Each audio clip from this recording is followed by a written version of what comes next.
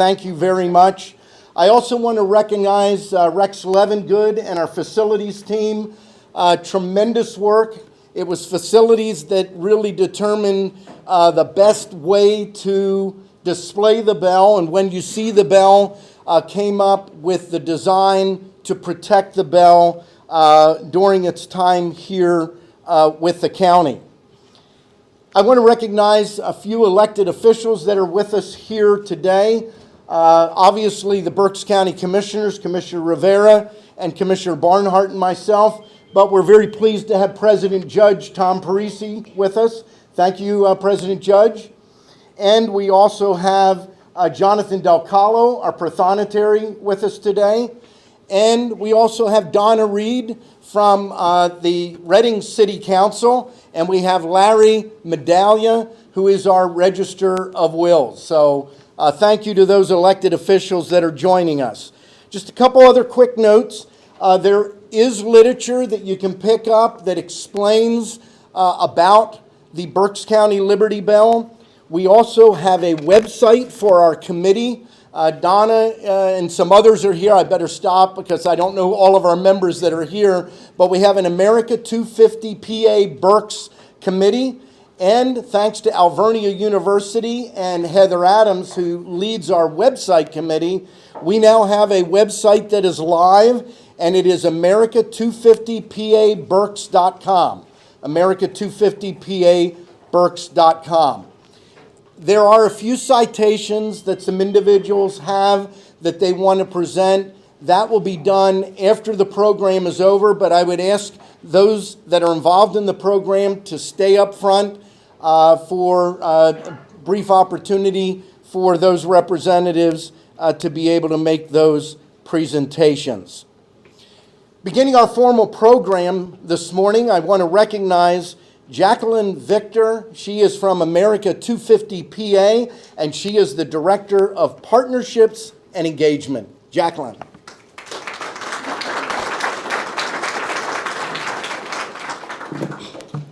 Good morning, everyone. Thank you.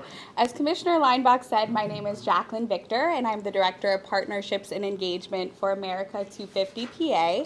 First and foremost, I would like to express my sincere gratitude to the County of Berks and the Berks County Commissioners for inviting me to participate in today's dedication ceremony on behalf of the State Commission. As you all know, July 4th, 2022 will mark the 4-year countdown to the semi-quincentennial in 2026. And while 2026 may seem far off, the Commonwealth of Pennsylvania began preparing for this once-in-a-lifetime anniversary exactly 4 years ago. Back in 2018, the Pennsylvania Commission for the United States Semi-Quincentennial, commonly known as America 250 PA, was established in a bipartisan manner by the legislature and the governor. The commission is tasked with planning, encouraging, developing, and coordinating the commemoration of the 250th anniversary of the founding of the United States. As the cradle of democracy, Pennsylvania has the unique opportunity to showcase our Commonwealth's rich history, innovative spirit, and unique contributions to the United States. And while Philadelphia will inevitably garner national attention, the goal of our commission is to engage every county and every Pennsylvanian as we strive to make the semi-quincentennial the most inclusive commemoration in our Commonwealth's history. We are honored to have the support of stakeholders from every corner of the Commonwealth to help us achieve this monumental goal. To date, the Commission has partnered with 72 nonprofit organizations representing 24 counties. In addition, 32 counties and over 200 municipalities have adopted the America 250 PA resolution, making them official partners of America 250 PA. This wave of local engagement started right here in Berks County, as it was the first county to establish an official partnership with the Commission back in June of 2021, and some of our first municipalities were also right here in Berks County. And in my role, I have had the privilege of witnessing firsthand the dedication of the America 250 PA Berks County Commission, led by Commissioner Christian Leinbach, who serves on our County Advisory Committee. In fact, the Berks Commission is often cited as a model for other counties seeking to establish their own commissions. It is refreshing to see a diverse group of individuals working towards a common goal, and we look forward to collaborating with all of you leading up to and throughout 2026. So in closing, I would like to congratulate the County of Berks on a successful event today and call upon each of you here to get involved in our efforts. Together, we can honor those who came before us, create a lasting legacy for the next generation of Pennsylvanians, and ultimately leave the Commonwealth better than we found it. Thank you so much for your time.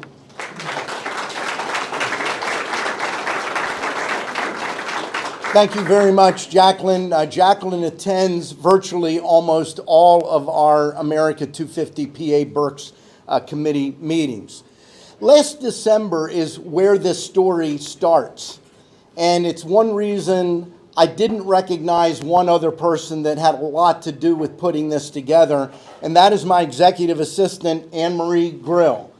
Anne-Marie and I were invited by Ben Neely, the Berks History Center, to come to the History Center for a tour.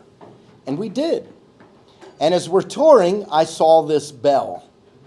And I stopped and I read the plaque. And I'd love to tell you I knew all about the Berks County Liberty Bell. I had never heard of it. I didn't know there was such a thing still around. And I immediately took a picture. I said to Ben, here's what we're doing, America 250. We've got to figure this out. And the rest is history as of today. The Berks History Center graciously partnered in a formal agreement with the county to loan the bell to the county. And again, Anne-Marie has been part of this all the way through. And so I'd like to recognize Ben Neely, Executive Director of the Berks History Center. Ben?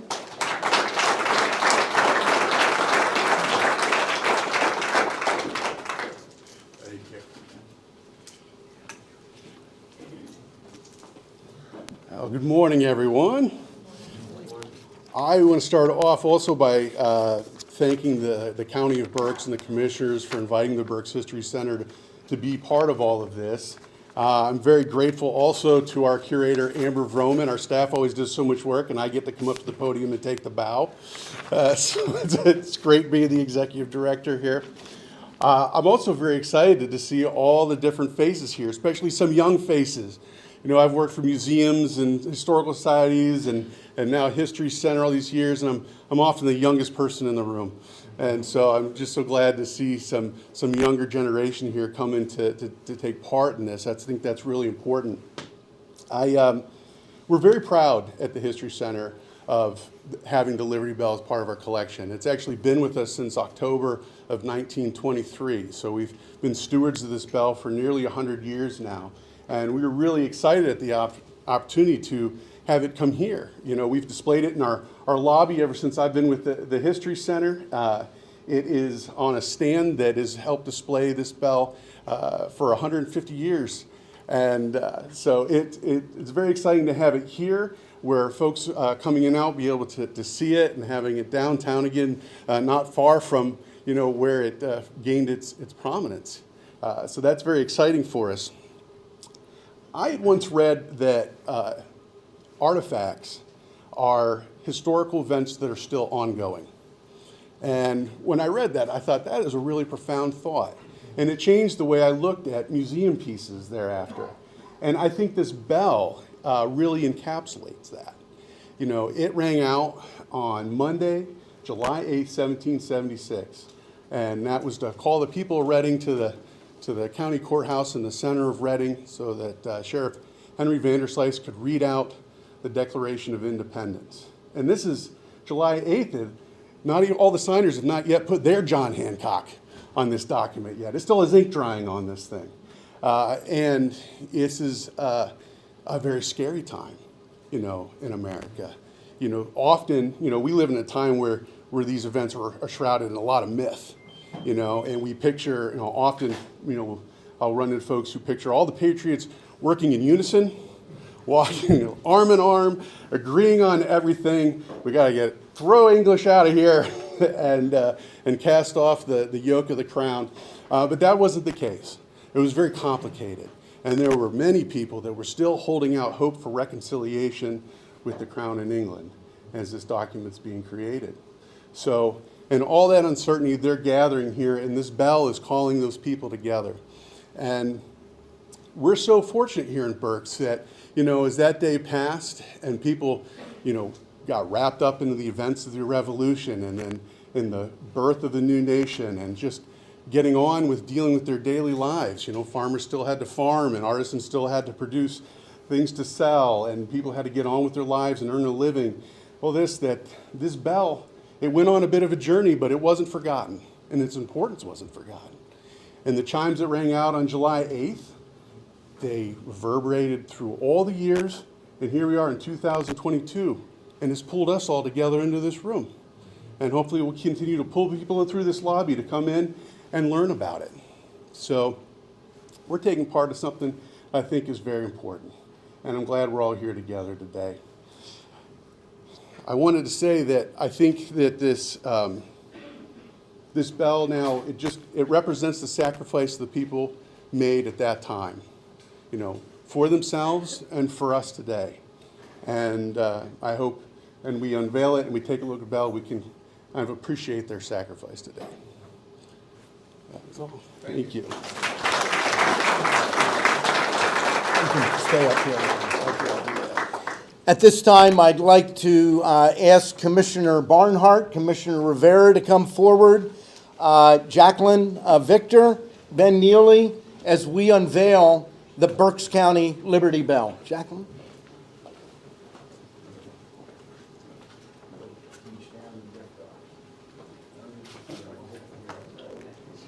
One, two, three.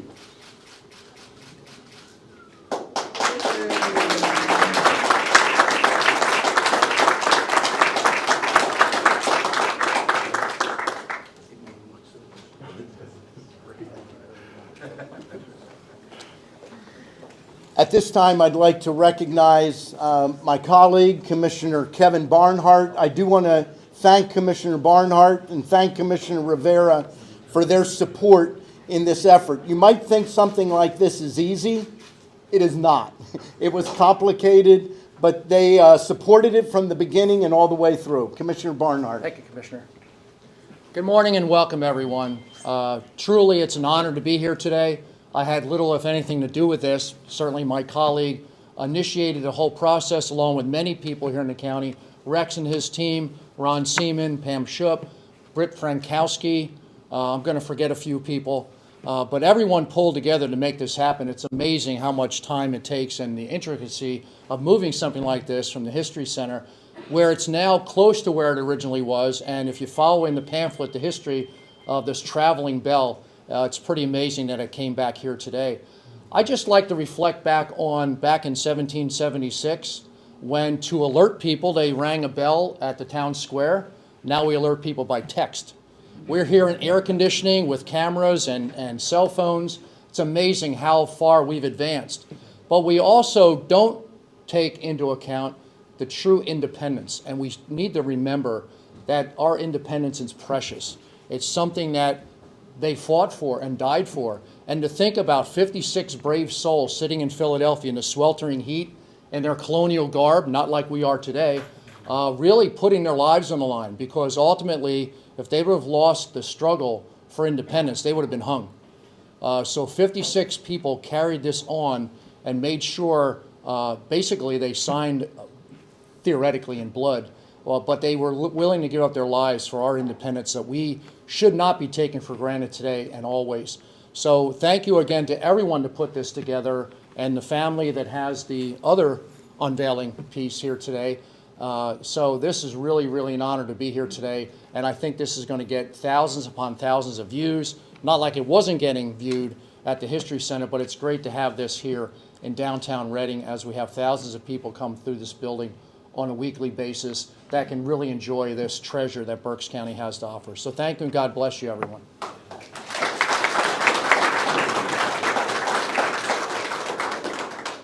And I'd like to recognize the newest member of the Berks County Board of Commissioners, Commissioner Michael Rivera. Thank you.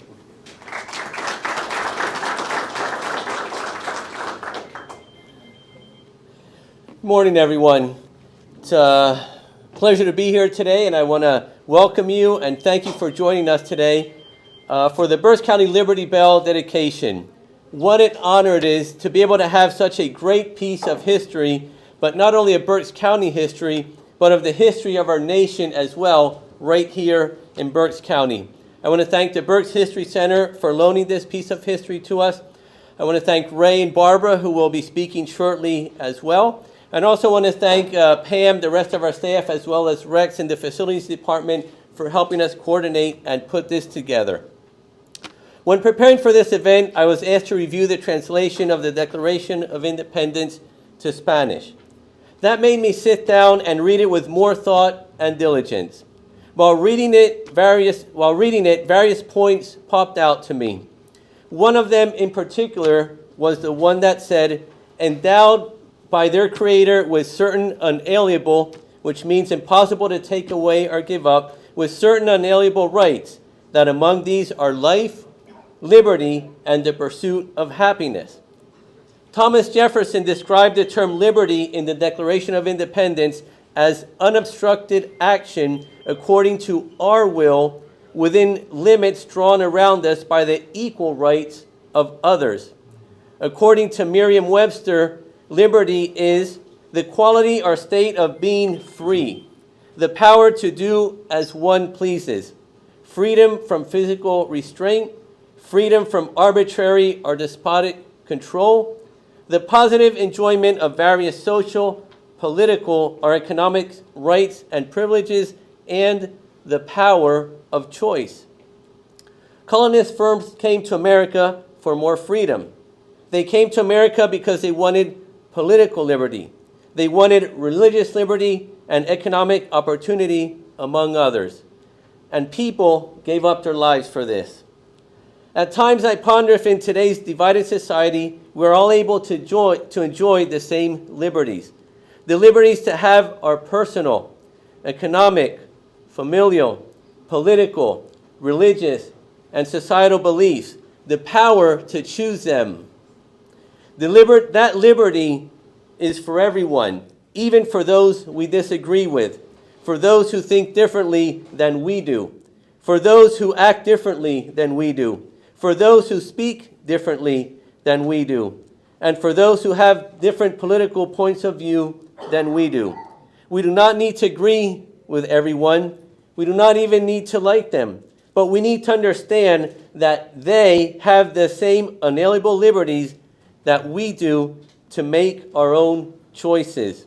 The Declaration of Independence was written, signed, and fought for all, not for a select group. As we celebrate July 4th this Monday, let us remember why the Declaration of Independence was written and signed, and let's celebrate the unalienable rights of life, liberty, and the pursuit of happiness that belong to all of us. Thank you.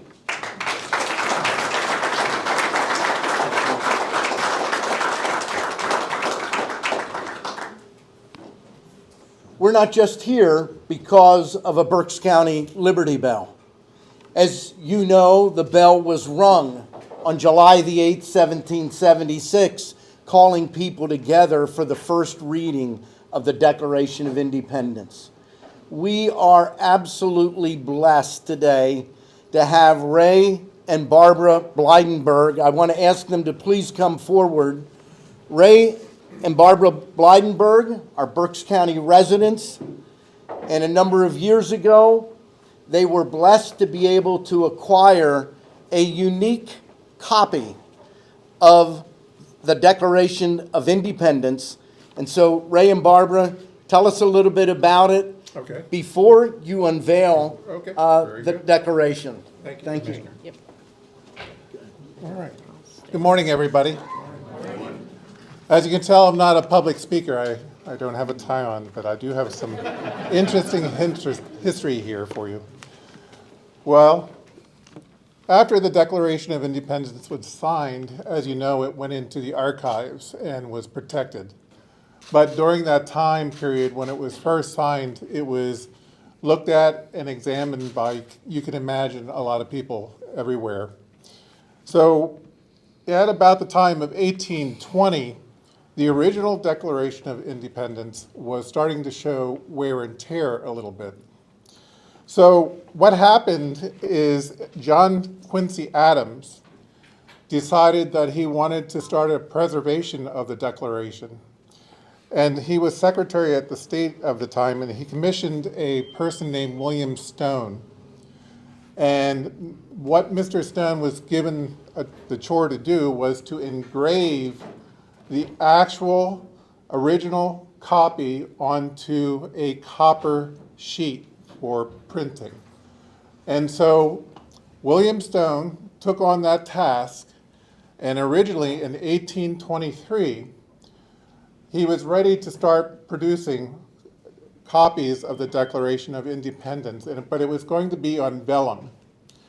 And for those of you who don't know what vellum is animal skin.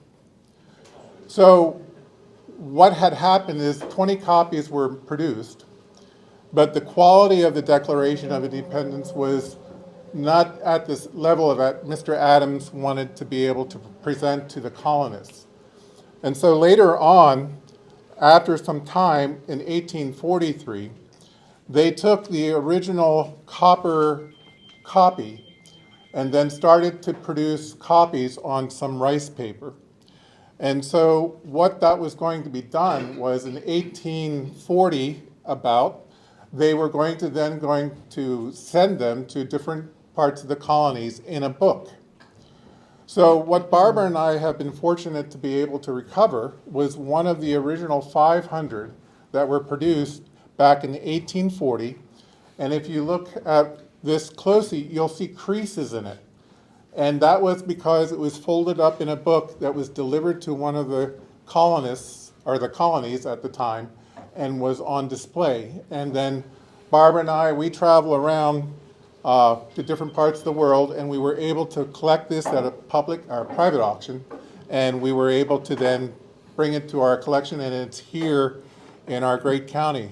So thank you, Commissioner, for letting us have a chance to, and all you people for coming out to see this. And what this represents to us is these two go together. And so what a great way to start the 4th of July weekend, to have these two together again. So if you don't mind, Commissioner, we'd like to unveil it for everybody. All right, honey, we're going to start from the bottom and go up. And I'm going to hold the frame. Yep. And there we go.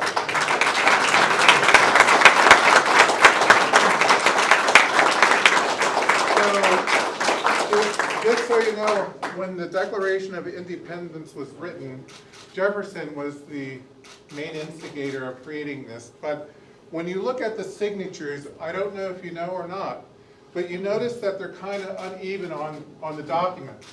Well, there's a reason for that.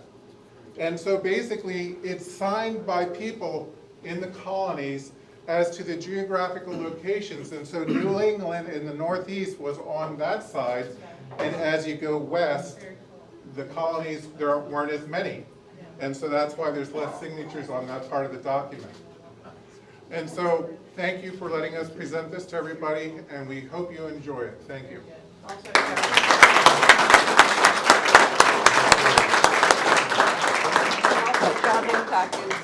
Yep, John Hancock. He's the biggest one on there. Thank you, sir. Thank you very much. My little cheat sheet here. There we go. There you go. So there are 3 important dates relative to the Declaration. 4 if you're in Berks County, but here are the 3. July 2nd was when Caesar Rodney, one of the delegates from Delaware, arrived, and the Declaration was ratified. The vote occurred on July the 2nd, 1776. When the copies were made, not signed, but made to go out to the colonies, it was dated July the 4th. It was not signed until August the 2nd, 1776. And for us, the 4th date is July the 8th, 1776, when it was first read here in the city of Reading and in Berks County. Joining us today is the president of the Reading Area Community College, Dr. Susan Looney, to read the full Declaration of Independence.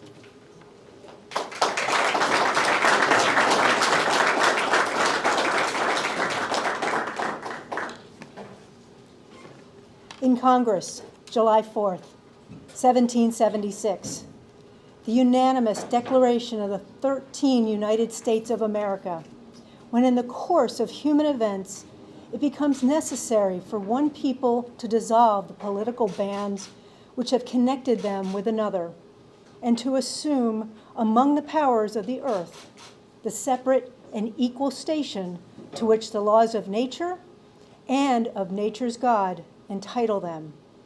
A decent respect to the opinions of mankind requires that they should declare the causes which impel them to the separation. We hold these truths to be self-evident, that all men are created equal, and they are endowed by their Creator with certain unalienable rights, that among these are life, liberty, and the pursuit of happiness. That to secure these rights, governments are instituted among men, deriving their just powers from the consent of the governed. That whatever any form of government becomes destructive of these ends, it is the right of the people to alter or to abolish it, and to institute new government, laying its foundation on such principles and organizing its powers in such form as to them shall seem most likely to affect their safety and happiness. Prudence, indeed, will dictate that governments long established should not be changed for light and transient causes, and accordingly, all experience hath shown that mankind are more disposed to suffer while evils are sufferable than to right themselves by abolishing the forms to which they are accustomed. But when a long train of abuses and usurpations pursuing invariably the object evince a design to reduce them under absolute despotism is their right, it is their duty to throw off such government and to provide new guards for their future security. Such has been the patient sufferance of these colonies, and such is now the necessity which constrains them to alter their former systems of government. The history of the present King of Great Britain is a history of repeated injuries and usurpations, all having in direct object the establishment of an absolute tyranny over these states. To prove this, let facts be submitted to a candid world. He has refused his assents to the law, the most wholesome and necessary for the public good. He has forbidden his governors to pass laws of immediate and pressing importance, unless suspended in their operation till his assent should be obtained. And when so suspended, he utterly neglected to attend to them. He has refused to pass other laws for the accommodation of large districts of people, unless those people would relinquish the rights of representation in the legislature, a right inestimable to them and formidable to tyrants only. He has called together legislative bodies at places unusual, uncomfortable, and distant from the depository of their public record, for the sole purpose of fatiguing them into compliance with his measures. He has dissolved representative houses repeatedly for opposing with manly firmness his invasions on the right of the people. He has refused for a long time after such dissolutions to cause others to be elected, whereby the legislative powers, incapable of annihilation, have returned to the people at large for their exercise, the state remaining in the meantime exposed to all the dangers of invasion from without and convulsions from within. He is endeavored to prevent the population of these states, for that purpose obstructing the laws of naturalization of foreigners, refusing to pass others to encourage their migration hithers, and raising the conditions of new appropriations of the lands. He has obstructed the administration of justice by refusing his assent to the laws for establishing judiciary powers. He has made judges dependent on his will alone for the tenure of their offices and the amount and payment of their salaries. He has erected a multitude of new offices and sent hither swarms of officers to harass our people and eat out their substance. He has kept among us in times of peace standing armies without the consent of our legislatures. He has affected to render the military independence of and superior to the civil power. He has combined with others to subject us to a jurisdiction foreign to our Constitution and unacknowledged by our laws, giving his assent to their acts of pretended legislation. For quartering large bodies of armed troops among us, for protecting them by a mock trial, from punishment for any murders which they commit on the inhabitants of these states, for cutting off our trade with all parts of the world, for imposing taxes on us without our consent, for depriving us in many cases of the benefit of trial by jury, for transporting us beyond seas to be tried for pretended offenses, for abolishing the free system of English laws in a neighboring province, establishing therein an arbitrary government and enlarging its boundaries as to render it at once an example and fit instrument for introducing the same absolute rules into these colonies, for taking away our charters, abolishing our most valuable laws, and altering fundamentally the forms of our government, for suspending our own legislatures and declaring themselves invested with power to legislate for us in all cases whatsoever. He has abdicated government here by declaring us out of his protection and waging war against us. He has plundered our seas, ravaged our coast, burnt our towns, and destroyed the lives of our people. He is at this time transporting large armies of foreign mercenaries to complete the works of death, desolation, and tyranny, already begun with circumstances of cruelty and perfidy, scarcely paralleled in the most barbarous age, and totally unworthy, the head of a civilized nation.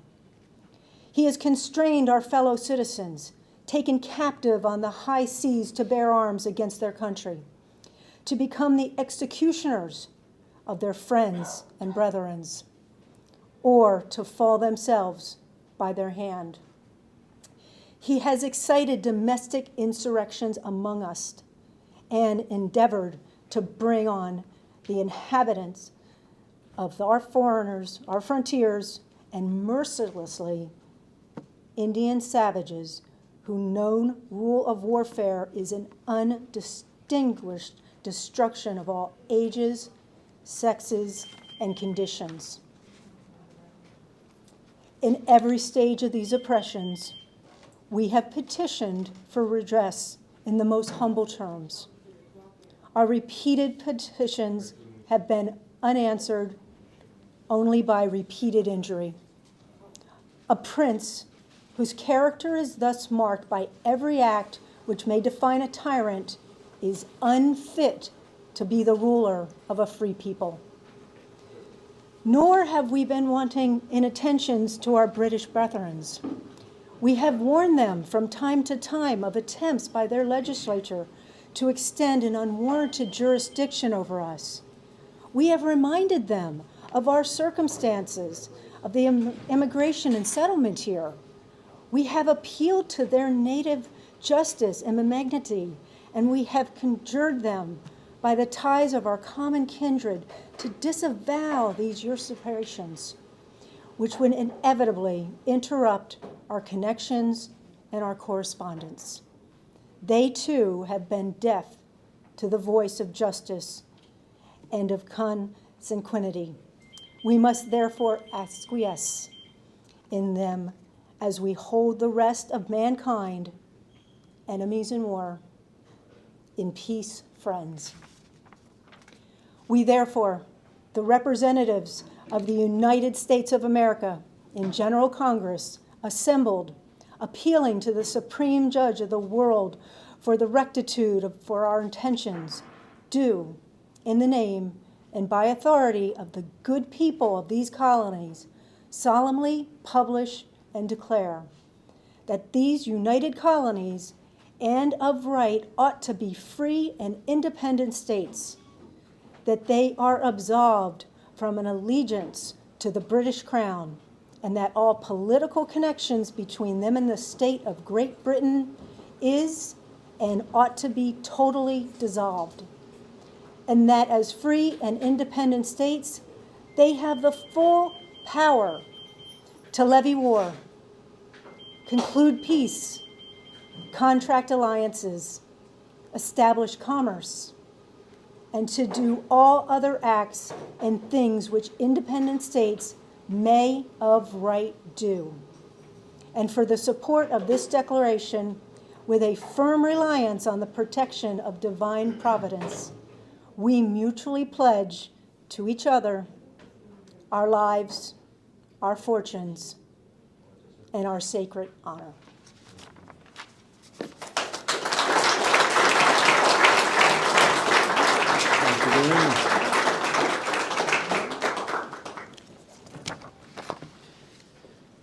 We cannot say exactly how the people of Reading and Berks reacted as they heard those words for the first time, but history demonstrates by our presence here today that what they heard became reality, and that the United States of America is here today because of what they did back in 1776. We hold these truths to be self-evident, that all men are created equal, and that they are endowed by their Creator with certain unalienable rights, that among these rights are life, liberty, and the pursuit of happiness, that to secure these rights, governments are instituted among men. These words were first read publicly here in Berks County on July 8, 1776, just a few short days after the 13 colonies voted to ratify the Declaration of Independence in Philadelphia on July 2, 1776. Shortly after that vote, John Adams, one of the signers, wrote to his wife Abigail regarding July 2nd, 1776, declaring, "The second day of July, 1776, will be the most memorable epoch in the history of America. I am apt to believe that it will be celebrated by succeeding generations as the great anniversary festival. It ought to be commemorated as the day of deliverance by solemn acts of devotion to God Almighty. It ought to be solemnized with pomp and parade, with shows, games, sports, guns, bells, bonfires, and illuminations from one end of this continent to the other, from this time forward forevermore." You will think me transported with enthusiasm, but I am not. I am well aware of the toil and blood and treasure that it will cost us to maintain this declaration and support and defend these states. Yet, through all the gloom, I can see the rays of ravishing light and glory. I can see that the end is more than worth all the means, and that posterity will triumph in that day's transaction, even although we should rue it, which I trust in God we shall not. John Adams may have been off a few days on the date, but the rest of his words were prophetic. We are here today to recall the signing of the Declaration, as well as that day on July 8th, 1776, when the Berks County Liberty Bell rang, calling the people of Berks County and Reading together. These people met in front of the original Berks County Courthouse, and they heard the words of the Declaration of Independence read aloud in Berks County for the very first time. We hold these truths to be self-evident, that all men are created equal. All men, all people are created equal. As we stand here together to celebrate this document and this bell, let us do more than simply celebrate an event in history. Let us rekindle the simple and powerful meaning of these words. All men, all people are created equal. If we define all as something other than its plain dictionary meaning, it's no longer all but some. If we define all as specific groups, it's no longer all but some. If we define all around gender, race, religion, or anything else, it's no longer all but some. We need to stop dividing our nation into groups and start embracing the principles of the Declaration and embrace all people as endowed by their Creator with certain unalienable rights. This is the only way we can move forward as a United States of America. We must embrace the ideal that the words all men, all people are created equal either mean exactly that, or they are simply words from history with little value or meaning. The entire Declaration, indeed the entire nation, rests on the ideal that all people are created equal. Without this, we have no American dream. Without this, there is no liberty and justice for all. Let us also understand what the Declaration did not do. The Declaration did not create a government or even delineate a form of government. Instead, as we just heard from Dr. Looney, it established the colony's grievances against England and the Crown.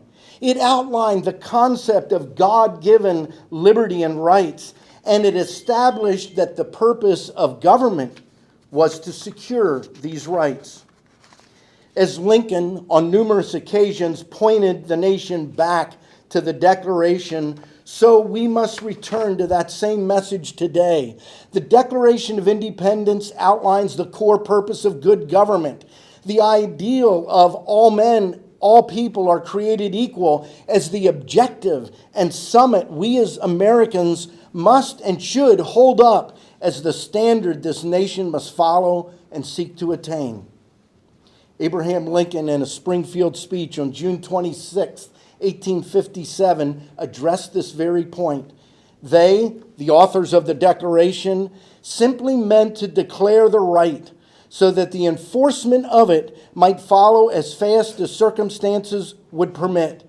They meant to set up a standard maxim for a free society which should be familiar to all and revered by all, constantly labored for, and even though never perfectly attained, constantly approximated, and thereby constantly spreading and deepening its influence and augmenting the happiness and value of life to all people of all colors everywhere. The assertion that all men are created equal was of no practical use to our effecting our separation from Great Britain, and it was placed in the Declaration not for that, but for future use. On August 17, 1858, Lincoln again drew on the Declaration of Independence in a speech at Lewistown, Illinois, and Lincoln's message then is a clarion call to us standing here today. Now, my countrymen, If you have been taught doctrines conflicting with the great landmarks of the Declaration of Independence, if you have listened to suggestions which would take away from its grandeur and mutilate the fair symmetry of its proportions, if you have been inclined to believe that all men are not created equal in those inalienable rights enumerated by our Chart of Liberty, let me entreat you to come back. Return to the fountain whose waters spring close by the blood of the Revolution. Think nothing of me. Take no thought for the political fate of any man whomsoever, but come back to the truths that are in the Declaration of Independence. You may do anything with me you choose, if you will but heed these sacred principles. You may not only defeat me for the Senate, but you may take me and put me to death. While pretending no indifference to earthly honors, I do claim to be actuated in this contest by something higher than an anxiety for office. I charge you to drop every paltry and insignificant thought for any man's success. It is nothing. I am nothing. Judge Douglas is nothing. But do not destroy the immortal emblem of humanity, the Declaration of Independence. We stand here today to remember that immortal emblem of humanity and to dedicate this Berks County Liberty Bell Memorial. It is my hope that this memorial will call our citizens back to the ideals of the Declaration that were consecrated in the blood of the Revolution. Let us all commit to strive for the lofty and righteous ideal that all people are created equal. This is a truth that I ask you to join me in declaring, not just to others, but especially to ourselves, to myself. Let us pledge today to be an American that respects the God-given rights of life, liberty, and the pursuit of happiness for all, not some, but all. Let us no longer divide our nation by our differences, but rather unite one people dedicated to the ideal that all people are created equal. On July 8th, 1776, the words of the Declaration were heard here in Reading and at the old Berks County Courthouse. In the coming days and years through the end of 2026, it is my hope that the people will come to this memorial not only to read, but to embrace this declaration as our Charter of Liberty. It is my prayer and hope that this memorial will help the people of Berks County rediscover the truth and the value of the Declaration of Independence for themselves and for their children. That we will become what we were meant to be, a nation that understands that the core role of government is to secure these God-given rights of life, liberty, and the pursuit of happiness for all people. Let us pledge to be the ambassadors of life, liberty, and the pursuit of happiness for all people. Today, let us determine that that pledge will be for the city of Reading, for the County of Berks, for the Commonwealth of Pennsylvania, and may God indeed bless us all. Thank you.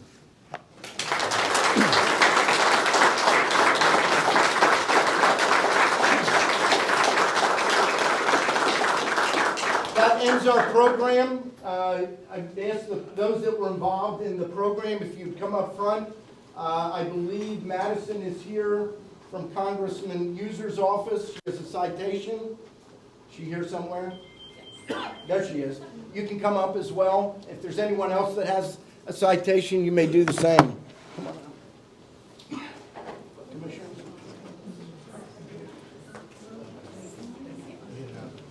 Thank you.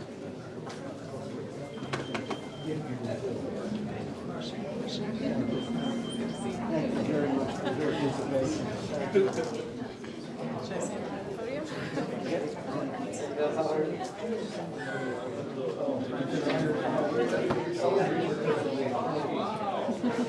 Let's,